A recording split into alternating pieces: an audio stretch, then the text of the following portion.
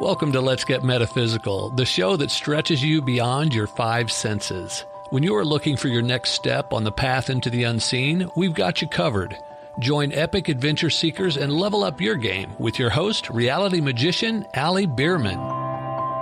Your past is keeping you imprisoned. And if you're somebody who lives in the past and in the future only, neglecting the now, which is the only real time, then you are preventing yourself from being all you can be, from living the life you'd say that you want. Thank you for joining me here today for Let's Get Metaphysical, connecting heart and mind. And I would love to have you join me every month for a live chat by joining the Patreon program. And the link for that is in the show notes. So what am I talking about? Your past keeps you imprisoned. Your past is the beliefs, the thoughts, the feelings, and the actions that you had that brought you to the place where you are now. So my definition of fear is something triggers you emotionally. You see something, you hear something, and you go back into your past without thinking, without responding, but just grabbing. You're reacting to what was just triggered, being afraid that that's going to happen in your reality. Now, these are the words of Mark Twain. I lived a long life filled with many worries, most of which never happened. Your past and your future are all made up. They're not even real.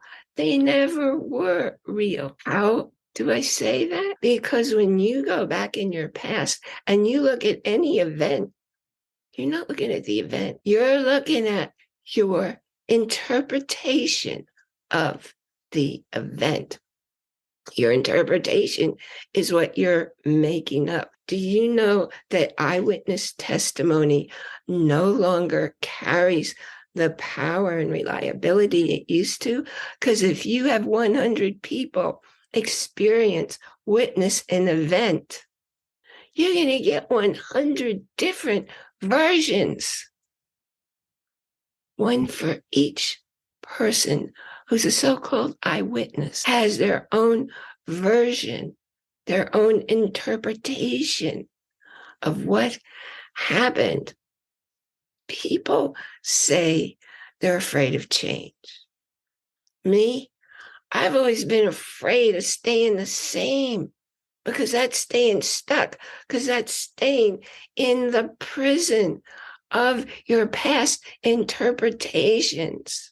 When I lived in a small town in Virginia, and a friend of mine who's also, he did mortgage and building and all that stuff, he called me and said, have I got a house for you? And I said, well, tell me about it. And he told me a little. And then I asked him, if I moved there, can I come work with you? He said, yes. I was packed, hired the mover, and was out of that Virginia house in 2 weeks. Change brings possibilities. I repeat that, change brings possibilities that living in your past can't. Your past keeps you imprisoned in patterns. They're belief patterns. And you can only create what you believe is possible. So you're turning off possibilities for something new. You're staying stuck in your subconscious mind, filled with all these programs you don't even know are running you. There's no way you don't stay stuck.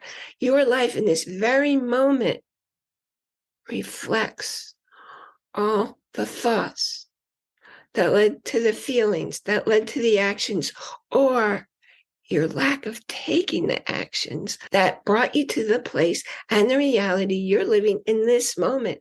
And what you're thinking and feeling and acting or choosing not to act is creating your world tomorrow. and the next day, and the next day. Your life is in your hands. And so long as you're living in your past, they're not even your beliefs. They're programs that were put inside you by your early caretakers. They're programs that were put in consciously. And there's all your observations of how the people in your family, in your world, live their lives. They're not your original thoughts. And because you've been living them for all your life, for all these years, you think they're true. You think they're so true that they're facts. They're not. And you're going out putting those same energies out into the ethers where they become agreed upon by so very many people. They become thought forms that you buy into, and you're not even aware that you're doing that. And that's why I say your past is your prison. Your future that you're creating now from awareness of your thoughts and beliefs. And you get to choose what to think, and you get to choose what to feel, and you get to choose the actions to take. All possibilities exist, all of them. And when you discover who you really are, you're not your mind. You're not your body. You are awareness. You are conscious awareness. And if you're having trouble grasping what I'm saying, read Deepak Chopra. I'll put some books in here that explain it. And you might need to listen to it as I did over and over and over and over again to comprehend, to get into my heart what he's explaining. Or read Rhonda Byrne's latest book, which is a couple of years old. It's called The Greatest Secret. And she's quoting all the teachers who have been teaching this same conscious awareness for years and years, hundreds of years. And if you go all the way back to the ancient Greeks, they were teaching it back then. It's not new age. It's old truth. You get to choose how to create your future in each moment. And until you live each moment in conscious awareness, it's not possible to do that.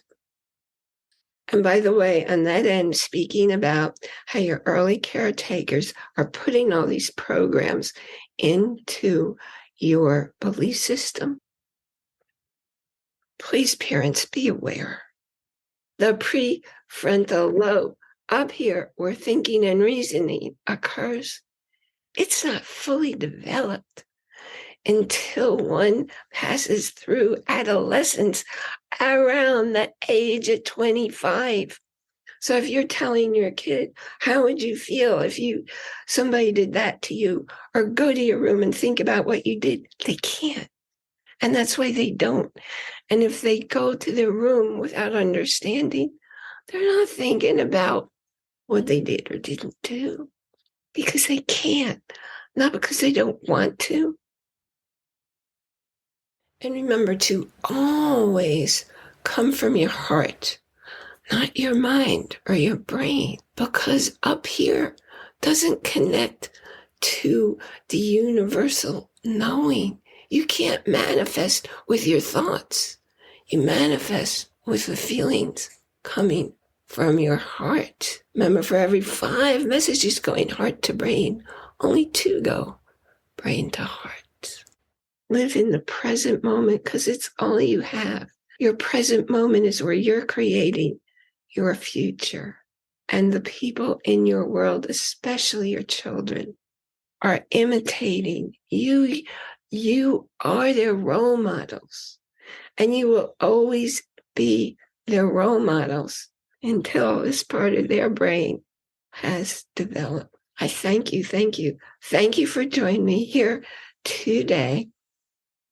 And I want to remind you to join our Facebook group and go to our site for this show where you can listen to or watch any episode. And remember to enjoy, that's capital I-N, capital J-O-Y, each moment, because that's all you ever have is this moment and this moment and this moment. You've been listening to a talk on the wilder side. Thanks for tuning in to Let's Get Metaphysical. Be sure to subscribe so that you don't miss a single episode, and while you're at it, please leave a rating and review, and be sure to share it with your friends. Tune in every Monday for more exciting insights and wisdom on life beyond your five senses. Until next time, take a small step in a new direction. Start now.